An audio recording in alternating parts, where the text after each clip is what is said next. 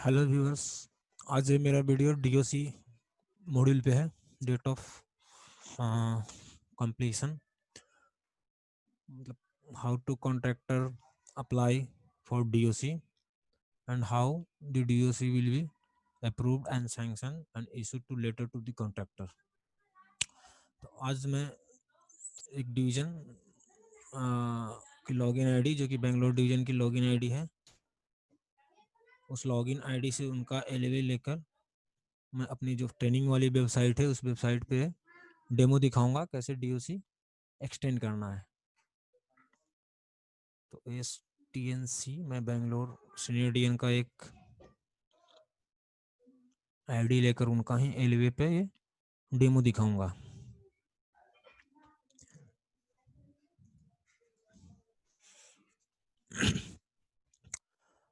अब मुझे जो एलवे चाहिए वो एग्रीमेंट बना हुआ एलवे चाहिए, जिसका एग्रीमेंट बन चुका हो, या एग्रीमेंट ना बना हो तो कम से कम हुआ पोर्टिंग किया जा चुका हो, क्योंकि कई बार होता है कि एलवे पोर्ट करने के बाद एग्रीमेंट बनता नहीं है और डीओसी एक्सपायर्ड हो जाता है, तो हमें डीओसी एक्सटेंशन के लिए अप्लाई करना पड़ता है कॉन्ट्रैक्टर को। तो उस सिचुएशन में कम से कम एलवे को पोर्ट किया जाना जरूरी है, एग्रीमेंट बने या न बने। लेकिन मैं यहाँ पे एक बना बनाया एग्रीमेंट लूंगा, जिसपे मैं डीओसी अप्रूव करके आपको दिखाऊंगा। I will show how to DOC can be approved through the IRWCMS application. तो I am taking this LV. I will take it 4420, last 4 digit. I have to remember it. So I have to first do the assignment, and my LV number last 4 digit is 4420. And as you know that every time if you want to work on any module of IRWCMS, we have to do assignment, and you can see the various module here and their assignment too. आप agreement generation की assignment यहाँ देख लोगे, agreement बन चुकी है तो assignment किया हुआ ही होगा, क्योंकि एग्रीमेंट इसकी ऑलरेडी बन चुकी है। तो बनने का मतलब है कि पहले वो लोग असाइनमेंट किए होंगे और फिर उन्होंने एग्रीमेंट तैयार किया होगा। चूंकि मेरी ट्रेनिंग वाली वेबसाइट है, तो जो भी किया होगा इस पर वो ट्रेनिंग के व्यू से किया होगा या प्रैक्टिस के व्यू से किया होगा, क्योंकि मैं भी वही कर रहा हूँ। तो एग्रीमेंट बना हुआ था और मुझे करनी है डीओसी की। तो आप यहाँ पर देखेंगे वेरियस मॉड्यूल है यहाँ पर, जिसकी भी असाइनमेंट आपको करनी है। मुझे डीओसी करनी है, हमने डीओसी को क्लिक कर दिया। अगर रिलीज ऑफ पीजी करनी है तो वो भी कर सकते हैं। तो रिलीज ऑफ पीजी हर लोग अभी क्या करते हैं कि इसकी वीडियो कहाँ है, उसकी वीडियो कहाँ है, यहाँ देख के समझा सकता है। अगर हमने ए मॉड्यूल की वीडियो बना दी है, सेम चीज हर मॉड्यूल पे ही लागू होता है। मतलब आपको असाइनमेंट ऑफ एक्टिविटी करनी ही है, और असाइनमेंट ऑफ एक्टिविटी करने जाएंगे तो बहुत सारी चीज़ें समझ जाएंगे किसके बाद क्या रोल है। अब रिलीज ऑफ पीजी में आप देखेंगे कि एप्लीकेशन बाय कॉन्ट्रैक्टर, तो एप्लीकेशन बाय कॉन्ट्रैक्टर एक आईडी है उसकी, इस आईडी से वो अप्लाई करेगा रिलीज ऑफ पीजी के लिए। बाकी जो स्टेप्स हैं, जो स्टेज हैं, इस टाइप से रहेंगे, उनको ये सारी एक्टिविटी करनी पड़ेगी। तो आप एक वीडियो देख के दूसरे का स्टेप समझ सकते हैं। तो मैं डीओसी का यहाँ पे डेमो दिखाऊंगा, इसके लिए मैं इसका असाइनमेंट कर लेता हूँ। तो यहाँ पर डीओसी का जो पहला होगा अप्लाई, वो कॉन्ट्रैक्टर के द्वारा होगा, लेकिन अप्लाई करने के बाद वह सेंड किसको करेगा, फॉरवर्ड किसको करेगा।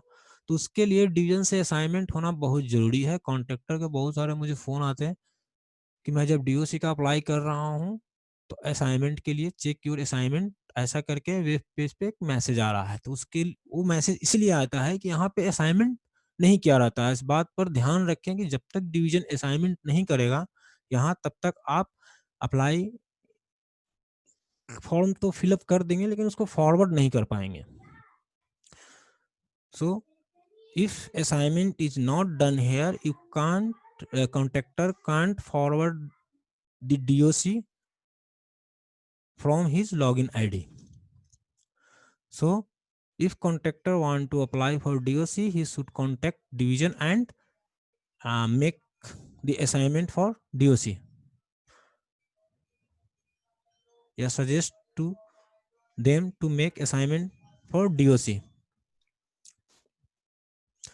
The contractor should suggest division to make assignment for DOC so that he can apply for DOC. तो अब जो डिवीजन असाइनमेंट करेगा वो किस तरह से करेगा? तो division should do assignment because forwarding of application by engineer major for application. तो यहाँ हम जो डिवीजन वाले हैं वो डिसाइड करेंगे कि जब कॉन्ट्रैक्टर डीओसी के लिए अप्लाई करेगा तो किस डीएन के पास करेगा. Engineer manager means divisional engineer. उसके बाद डीएन साहब के पास जब एप्लीकेशन आएगा कॉन्ट्रैक्टर का डीओसी, तो वह एग्जामिनेशन के लिए फॉरवर्ड करेंगे अपने रिप्रेजेंटेटिव के पास. तो मेरे ख्याल से रिप्रेजेंटेटिव उनका होता है एएन. कंसर्न एएन को फॉरवर्ड कर देंगे कि डीओसी इनका देखो दिया जाना है या नहीं दिया जाना है. एक्शन बाय उसके बाद ये अपना रिमार्क्स देंगे और फिर वापस कर देंगे उन्हीं को जिन्होंने इनको दिया था एग्जामिनेशन के लिए. एग्जामिनेशन बाय इंजीनियर और मैनेजर्स ऑफिस. अब डीएन फिर लेंगे और या तो एक्शन कर लेंगे, अगर इनके पावर में है तो यहीं पर वह डीओसी अप्रूव कर देंगे. अगर नहीं पावर में है तो अगर एग्जामिनेशन करवाना चाहते हैं अपने ऑफिस से तो एग्जामिनेशन करवा लेंगे SSC DD design and drawing को. If you want to make examination of this DOC, then he should send to his staff for examination. Otherwise he can approve himself if not need to examination. अगर उनके power में नहीं है तो फिर examination by engineers या manager office जो भी स्टाफ उनका चेक करके जब वापस करेगा तो DN1 SBC को करेगा.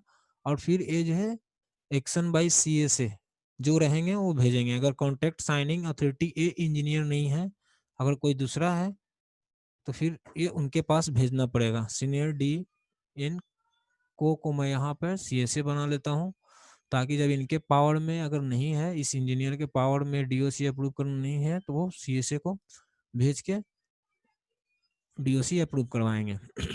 ये भी चाहे तो भेज सकते हैं या DOC खुद अप्रूव कर सकते हैं. चाहे तो वो अपने स्टाफ को भेज दें कि चेक कर लो. तो यहाँ मैं दूसरे स्टाफ का एक ले लेता हूँ SSC DD2 SBC. उसके बाद CSA ऑफिस का जो स्टाफ होगा वो जब एग्जामिनेशन करके देगा तो CSA को देगा और CSA फिर भेज देंगे सेंडिंग ऑफ अप्रूवल लेटर. दो मतलब एक बंदा अब एक लेटर बनाएगा और लेटर फिजिकली साइन लेगा, PDF बना के अपलोड करेगा और कॉन्ट्रैक्टर को भेजने के लिए साइन करना पड़ेगा. मतलब ये जो असाइनमेंट इसलिए है कि ऑनलाइन तो CSA ने अप्रूव कर दिया है, लेकिन वो लेटर बनाने का काम होगा वो किसका होगा. लेटर बना के PDF बनानी है, उस पर डिजिटली फिजिकली भी साइन लेनी है और उसको अटैच कर देना है और भेज देना है कॉन्ट्रैक्टर को. क्योंकि एक फॉर्मेट हमारे वेबसाइट पे भी है तो सबको फॉर्मेट एप्लीकेबल नहीं है. कुछ लोग कुछ स्पेशल कंडीशन डालना चाहते हैं, इसके लिए फिजिबल रखा गया है कि आप अपना एक लेटर बनाएं, उसको PDF करें और स्कैन करके और साइन करके इसको कॉन्ट्रैक्टर को भेज दें. तो यहाँ मैं ले लेता हूँ OS वर्क्स या OS टेंडर 1. तो ये मेरी असाइनमेंट मैंने फिलअप कर लिया. मुझे इसे सेव करना पड़ेगा. इसमें अकाउंट्स का कोई रोल नहीं है, इसलिए यहाँ पे अकाउंट वाली कोई असाइनमेंट नहीं है. अब मैं इस पे काम कर सकता हूँ. अब इसमें है जो कॉन्ट्रैक्टर है उसकी ID से मुझे पहले अप्लाई करना पड़ेगा. तो मैंने ये असाइनमेंट सेव कर लिया. हमारी जो एलवेन नंबर थी 4420. हमें कॉन्ट्रैक्टर की ID से मुझे लॉगिन करनी है तो मैं उसकी ID यहाँ से कॉपी करना चाहूँगा. यहाँ पे है, यहाँ से मैंने कॉन्ट्रैक्टर की ID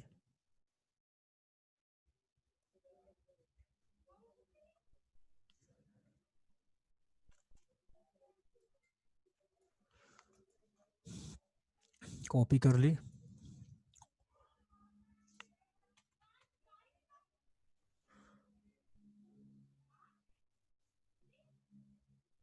यहाँ से मैंने कॉन्ट्रैक्टर की आईडी कॉपी कर ली। अब मुझे ये लॉग आउट करके कॉन्ट्रैक्टर्स लॉगिन में जाके वो अप्लाई करनी है। अब अब रहा कॉन्ट्रैक्टर का। कॉन्ट्रैक्टर जब पहले भी मैंने बता चुका है कि कॉन्ट्रैक्टर की जो आईडी होगी वो IRPS की आईडी डिफॉल्ट रहती है, और अगर उसकी दो दो आईडी है तो जिस आईडी पे एलवे का असाइनमेंट है उसी आईडी पे उसकी सारी कॉरस्पॉन्डेंस जाएंगे। अब चूंकि ये मेरी ट्रेनिंग की वेबसाइट है तो यहाँ पासवर्ड जो रहेगा मेरा 123 रहेगा। कॉन्ट्रैक्टर चाहे तो इस पर प्रैक्टिस कर सकता है अपना ट्रेनिंग के लिए, ताकि वो उनके ओरिजिनल ड्राफ्ट में कोई मिस्टेक की संभावना ना हो। उसके बाद कॉन्ट्रैक्टर को पासवर्ड डालने के बाद हर बार अटैच डिजिटल सिग्नेचर करने के बाद ही वो लॉगिन कर पाएगा। अगर पासवर्ड भूल गए हैं तो आप यहाँ से क्रिएट कर ले दोबारा। लेकिन यहाँ पे जब मैं करूँगा तो ये प्रोसेसिंग प्रोसेसिंग बताएगा। इसका मतलब है मैंने क्रिस साइनर ओपन नहीं किया है। क्रिस साइनर के लिए मैंने सेटिंग वेटिंग सब बताई है पुराने वीडियो में कि उसकी सेटिंग कैसे करनी है और उसको रन कैसे करना है। तो मेरी क्रिस साइनर यहाँ नहीं चल रही है, इसलिए मुझे जाके मेरा क्रिस साइनर पहले रन करना पड़ेगा।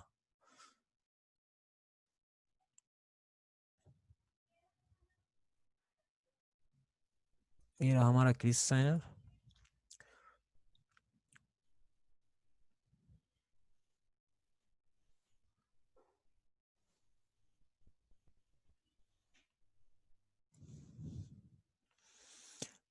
जावा को कभी कभी फायरवॉल ने ब्लॉक कर रखा है, उसको अलो कर दें, वरना आपका क्रिस साइनर प्रॉपरली रन नहीं हो पाएगा।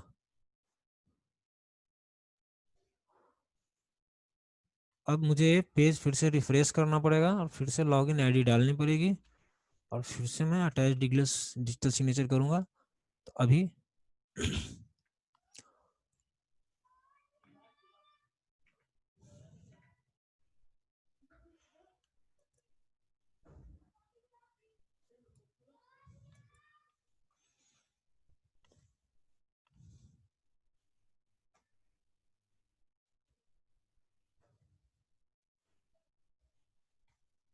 sometimes Chris Signer may give you some problems, so you have to restart this page.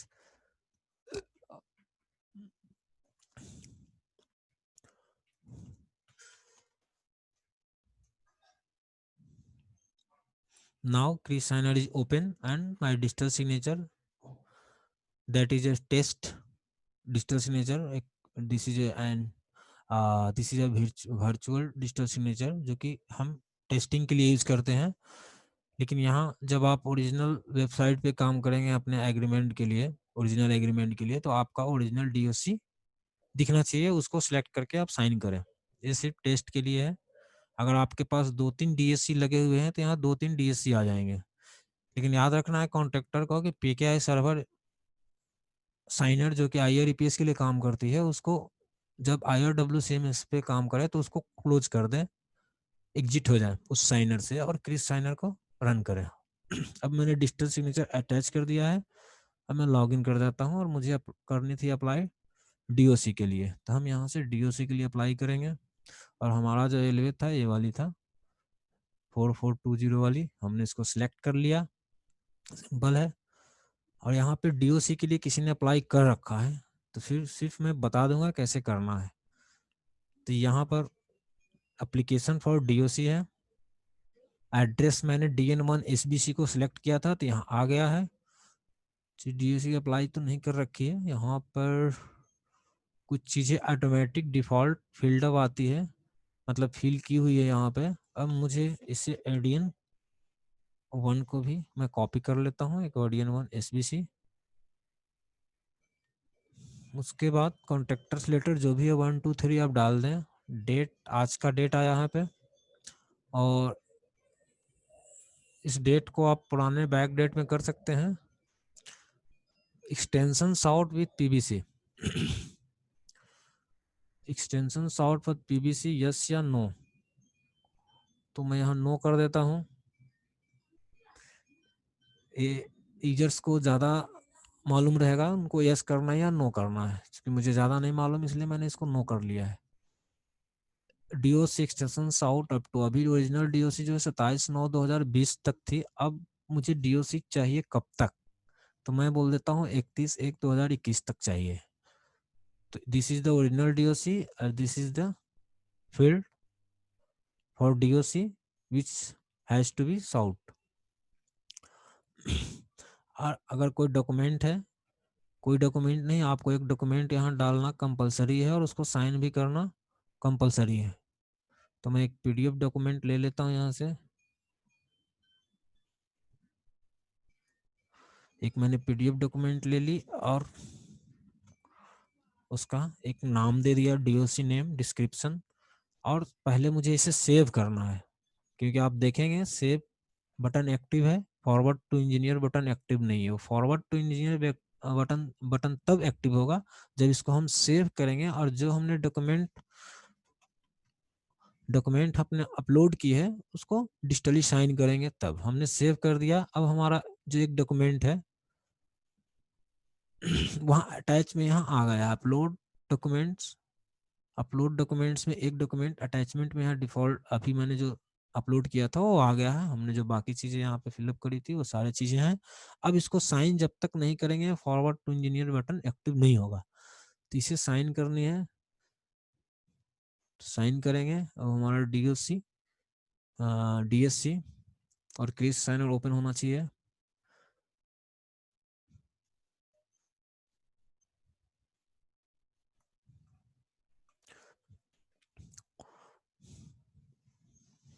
अगर बहुत देर तक हम इस पेज को छोड़ दें और साइन अगर आपका वर्किंग वर्किंग हो रहा है तो एक बार रिफ्रेश करके फिर से ये किया जा सकता है। कभी कभी क्रिस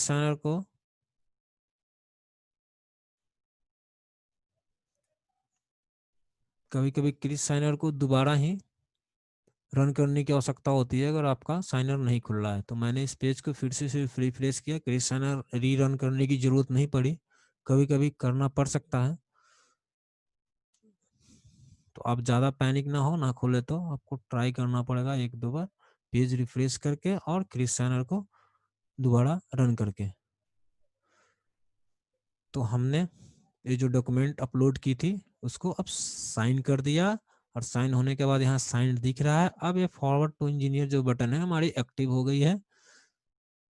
तो ये कॉन्ट्रैक्टर भी वीडियो देखेंगे और जो डिविजनल रेलवे स्टाफ है वो भी देख लेंगे और कॉन्ट्रैक्टर को भी गाइड कर सकते हैं।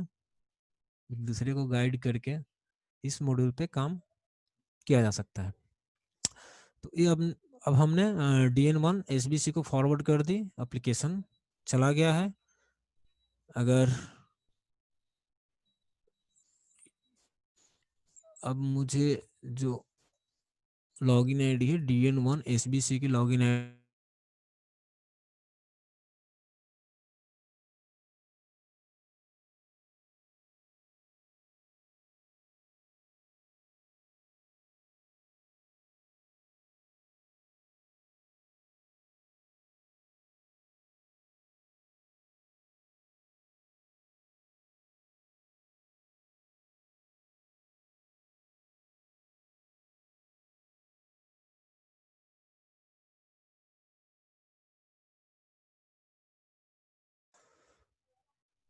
ये पेज कॉन्ट्रैक्टर्स लॉगिन पेज है, मुझे रेलवे लॉगिन पेज पे जाना पड़ेगा जिसकी लिंक यहाँ दिया रहता है। अब मुझे DN1 SBC की लॉगिन आईडी से लॉगिन करनी है।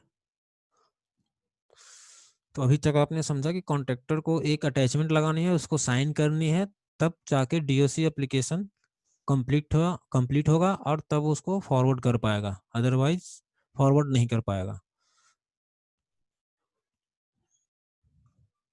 अब DN साहब के पास एक्सटेंशन ऑफ DOC रिसिप्ट 6 दिखा रहा है यहाँ पे, इसको क्लिक करेंगे 6 DOC यहाँ पे दिखाएगा और हमारा रेलवे नंबर था 4420 वाला था, तो हम इसी को क्लिक करेंगे। अब इनके पास DOC एक्सटेंशन डिटेल्स आ जाएगी, कब तक ओरिजिनल DOC कब तक थी और डेट ऑफ एप्लीकेशन कब तक डिमांड की गई है। यहाँ पे एक 31 जनवरी 2021। अब इन्हें भेजना है बीइंग फॉरवर्डेड फॉर एग्जामिनेशन, या डीओसी में जो डेट या जो कंडीशन दिए गए हैं उससे वो सेटिस्फाई नहीं है, तो फिर वो कॉन्ट्रैक्टर को रिटर्न कर सकते हैं और दोबारा एडिट करवा के मंगवा सकते हैं। तो चूंकि हम लोग आगे बढ़ेंगे, जैसे ही मैंने इसको किया ADN1 SBC ऑटोमेटिक यहाँ आता है डिफॉल्ट, बिकॉज इस स्टेज के लिए ADN SBC ही असाइंड है। तो अब ADN1 SBC को हमने इसको फॉरवर्ड कर दिया। अब मुझे उस लॉगिन आईडी से लॉगिन करके जो एक्शन है वो लेना पड़ेगा, क्योंकि ये ट्रेनिंग बेस्ड साइट है, सभी की पासवर्ड मैंने 1 2 3 रखी है, तो कोई भी यूजर्स हैं वो प्रैक्टिस करना चाहते हैं तो इस पे इस तरह से प्रैक्टिस कर सकते हैं। मतलब आपको किसी भी डिवीजन के सिनेरियन को की आईडी से एंटर करना है, जिसमें जो यूजर आईडी का जो फॉर्मूला है वो है कि SDNC यानी सिनेरियन को, और लास्ट में डिवीजन कोड डाल देनी है। जैसे दिल्ली का DLI करेंगे SDNC DLI, बेंगलोर का SBC SDNC SBC, जो कि मैं भी कर रहा हूँ। बाकी आईडी आपको सिनेरियन को की आईडी से लॉगिन करने के बाद दिख जाएगी, जो कि यहाँ पे रहती है एडिट यूजर्स लॉगिन डिटेल्स। तो जब आपको प्रैक्टिस करनी है तो सारी चीज़ों को देख सकते हैं, कोई भी एग्रीमेंट बना सकते हैं और उस पर बिल वगैरह का प्रैक्टिस कर सकते हैं। तो यहाँ पर हमने जो DOC भेजा था, जो मेरी LV नंबर थी 4420 थी, तो हमने यह ओपन जब किया, डिटेल्स देख लेंगे कब तक है, और उसके हिसाब से जो भी एक्शन लेना है रिटर्न करना है रिटर्न कर देंगे कॉन्ट्रैक्टर को। अगर साइट इंजीनियर से भी कुछ ऑब्जर्वेशन लेना है तो साइट इंजीनियर से को भेज के भी उसका रिमार्क्स ले सकते हैं। लेकिन साइट इंजीनियर को अगर भेजना है तो साइट इंजीनियर के लिए हम लोगों ने असाइनमेंट नहीं किया है, तो वो आपको यहाँ से फोर्सफुली सिलेक्ट करना पड़ेगा, SSC जो भी है या IRW जो भी है, तो आपको लेना पड़ेगा। लेकिन हम लोग क्या करेंगे, इसको साइट इंजीनियर को ना भेजेंगे, AN प्रपोजल को फॉरवर्ड कर देगा फिर से इंजीनियर के पास कि proposal in is in order being forwarded to engineer for approval. So now it is forwarded to DN SBC। अब मुझे लॉगिन करना पड़ेगा DN1 SBC की लॉगिन आईडी से, और आगे का जो एक्शन है वो आप देख पाएंगे 4420। अब इनके पास एक्शन आया है, एक्शन क्या है, अप्रूव्ड लेटर में बी इशूड, यानी अगर DN चाहे तो खुद DOC एक्सटेंशन अप्रूव करेंगे, और चूंकि इस वर्क के लिए असाइंड है OS टेंडर, तो डायरेक्ट OS टेंडर के पास जाएगा, वो लेटर बना के इसमें अपलोड करेगा और कॉन्ट्रैक्टर को वो भेज देगा। तो चूंकि एक्सटेंशन अगर करना है तो आपको ये वाली पेज खोगी किस कंडीशन में आप कर रहे हैं, एक्सटेंशन ग्रांटेड विद PBC और नॉट। अगर उसने यस करके भेजा तो आप यहाँ नो कर सकते हैं, एक्सटेंशन ग्रांटेड विद LD और नॉट। तो इस तरह से जो भी क्लाउज हैं उसको आप सिलेक्ट कर लें। मल्टीपल क्लाउज सिलेक्ट किया जा सकता है। OS टेंडर अगर अगर लगता है इनको, अगर इनको लगता है चूंकि हमने एक बार एक्शन बटन दबा दी है तो ये वाली पेज आ गई है, अगर लगता है कि नहीं हमने जो एक्शन बटन दबाई है वो गलत दबा दी है, तो आपको यहाँ से फिर से होम पेज पे जाना पड़ेगा। याद रखिए सेव मत कीजिए, फिर से होम पेज पे जाइए, फिर से उसमें जाइए DOC प्रपोजल्स, और यहाँ से फिर से एक्शन आ गया। अब आपको ए वाली एक्शन नहीं चाहिए, अगर ए वाली एक्शन चाहिए कि हम अपने फॉरवर्ड टू इंजीनियर ऑफिस, मतलब आपके जो ऑफिस में स्टाफ है SSC ड्राइंग को हमने असाइन किया था एग्जामिनेशन के लिए, उसको भेजना चाहते हैं तो उसको भेज सकते हैं। तो हम लोग वही काम करेंगे, इनको भेज देंगे, और वो एग्जामिनेशन करके जब वापस लाएंगे तो फिर देखेंगे एक्शन लेते हैं कि CSA को भेजते हैं। आप 2 3 बार इस वीडियो को देखें, एक बार में बातें याद नहीं रहती है।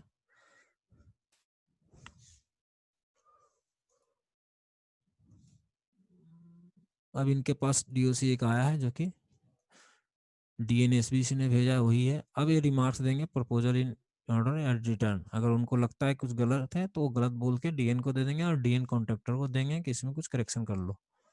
तो हमने इसको सिर्फ ईच इन ऑर्डर बता दिया और फिर से फॉरवर्डेड टू इंजीनियर बोल देंगे। तो DN1 SBC के पास आ गया। अब DN SBC फिर से इस पर अपना डिसीजन लेंगे। अगर उनको लगता है कि मैं ही CSA हूँ, मैं ही कॉम्पिटेंट अथॉरिटी हूँ और मुझे ही इसको अप्रूव करना चाहिए तो वो कर देंगे। तो इनके पास फिर से 6 DOC हो गए और यहाँ पे हमने लॉगिन कर लिया। अब इनके पास एक्शन है, अगर इसको CSA के पास भेजने की जरूरत है तो भेज दें, अगर नहीं करना है DSC अप्रूव करना है तो ए वाले बटन दबा दें।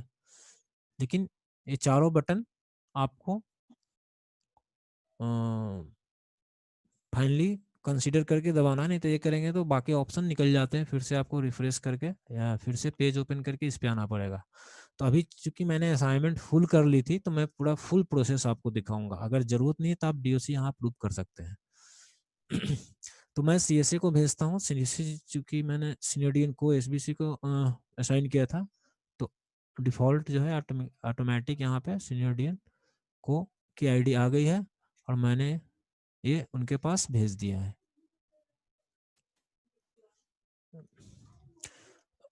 अब उनकी आईडी से लॉगिन करना है। Senior DN Bangalore, senior DN Bangalore के पास ये जो DOC है एक है, देखेंगे इसकी 11 नंबर हमारी वाली है। अब ये रिटर्न करेंगे, being forwarded to CSA office for examination, या एग्जामिनेशन के लिए भेजेंगे। अगर CSA ऑफिस में एग्जामिनेशन के लिए हमने SSC2 डिजाइन ड्राइंग को सिलेक्ट किया था तो उसकी आईडी आ रही है। अगर इसको करते हैं कि DOC अप्रूवल लेटर में भी इशू, तो DOC अप्रूव करेंगे तो लेटर इशू करने का काम हमने OS टेंडर को दिया था, वो लेटर बनाएगा और अटैच करेगा और कॉन्ट्रैक्टर को भेजेगा। तो अब हम क्या करते हैं यहाँ पे, क्योंकि मैंने जैसे ही इसको किया बाकी जो एक्शन वाली बटन थी निकल गई। अगर हमने गलत एक्शन चुन लिया है तो मुझे फिर से होम पेज में जाना पड़ेगा और फिर से एग्जामिनेशन करवाना पड़ेगा। अगर नहीं करवाना है, शॉर्टकट में काम करना है आपको, तो जो भी DN सीनियर DN देख रहे हैं वो कर सकते हैं। क्योंकि यहाँ पे डिजिटल साइन तो लगता नहीं है स्टाफ का, तो आपको लगता है कि नहीं ये किया जाना चाहिए तो समय बर्बाद ना करें, आप इसको एक्सटेंशन दे दें। लेकिन मैंने चूंकि असाइनमेंट कर ली है पूरी फुल प्रोसेस की, तो मैं आपको फुल प्रोसेस दिखाऊंगा और एग्जामिनेशन करके भी दिखाऊंगा। तो ASC2 SBC को आ गया है एग्जामिनेशन के लिए, जो कि CSA ऑफिस का असाइंड यूजर है, इसको चेक करने के लिए। अब इनके पास एक्सटेंशन ऑफ DOC आ चुका है। तो अपने स्टाफ को, जो भी वीडियो देखे अपने स्टाफ को और दूसरे जो भी कंसर्न स्टाफ है आसपास उनको जरूर दिखाएं। फोन पे फोन से अच्छा है यहाँ आप डेमो देख लें। फोन पे बात समझ में कम आती है, यहाँ पे आप डेमो देख लें। बहुत ज़्यादा कंफ्यूजन हो तो बहुत सारे वहाँ पे हेल्प डेस्क पे नंबर दिए गए हैं, मैं भी अवेलेबल हूँ। Proposal in order being forwarded to CSA for approval. अब जो CSA ऑफिस का जो स्टाफ था SSC2 DD, उन्होंने या तो कुछ प्रॉब्लम है तो इसमें रिटर्न एज पर रिमार्क्स बिलो लिखेंगे। अगर इन ऑर्डर है तो ये वाला रिमार्क्स डाल के वो कर देंगे। अगर वो रिटर्न भी करते हैं तो भी CSA के पास ये ऑप्शन रहेगा कि वो अप्रूव कर दे। अगर ये भी करते हैं तो डिसीजन जो है वो CSA के पास ही रहेगा, जिनकी आईडी सीनियर डीन को की आईडी के पास। ये अब फाइनल स्टेज में हमारा DOC आ चुका है।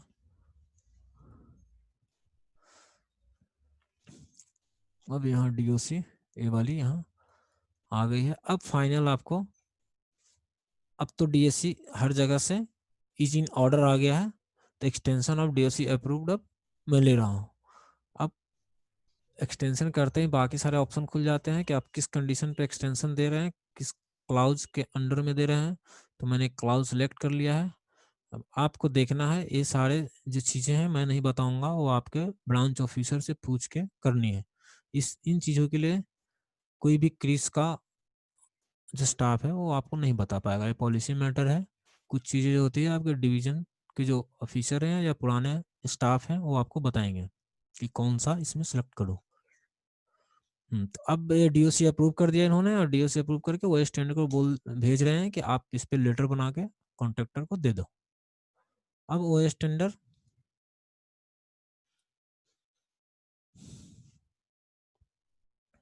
अपने लॉगिन आईडी से लॉगिन करेंगे और डीओसी अप्रूव हो चुकी है, तो यहाँ से वो जो फाइल होगी पीडीएफ वाली साइन किया हुआ सीएसए का, और देख लेंगे कि ये डीओसी एक्सटेंशन सीनियर डीएन को ने किया है या डीएन वन ने किया है। तो जिससे अप्रूव हुआ रहेगा उस पर एक पीडीएफ बना के साइन लेंगे और इसमें अपलोड कर देंगे और पहले सेव कर देंगे।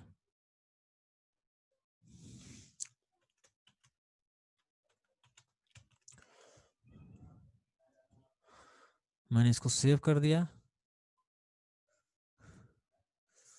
सेव करने के बाद ये जो अपलोडेड फाइल है उसको साइन करना है। एक तो सीनियर कौन है अपने इससे साइन कर रखा है फिजिकली, और आपको यहाँ पे जो ओएस हैं उनको डिजिटली इसको साइन करना पड़ेगा।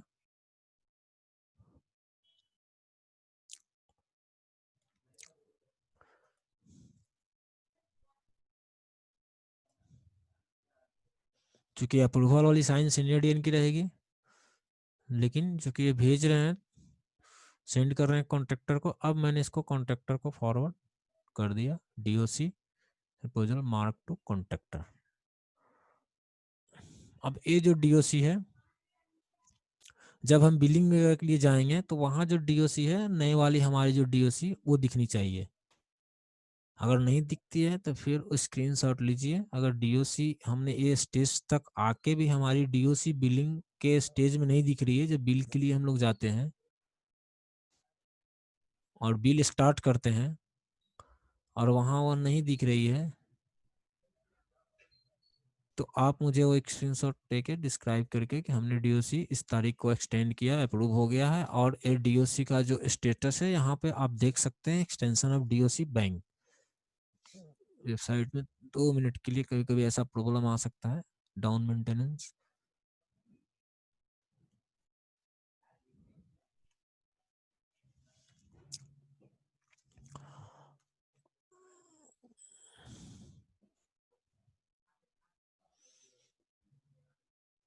साइट में कभी कभी हमारी जो साइट है इस पे कुछ वर्क जब चलता है सर्वर पे तो इस टाइप का प्रॉब्लम आ सकता है, इसके लिए पैनिक होने की जरूरत नहीं है, 10 मिनट वेट करें, ठीक हो जाएगा ये। क्योंकि बाई चांस इत्तेफाक से अभी ये चीज हो गई। तो ये सारी वीडियो थी। अगर आपको इसका ये देखना है तो सारी चीज़ें रिपोर्ट में अवेलेबल रहती है, चाहे वो एलवे बैंक हो, जो भी आपका मॉड्यूल है जिस पे आप काम कर रहे हैं, जिस पे आपने कुछ चीज़ें अप्रूव की है या किसी को सेंड की है, उसका करंट स्टेटस जानना है तो आप रिपोर्ट में जाए और कंसर्न बैंक में जाकर वो देख लें।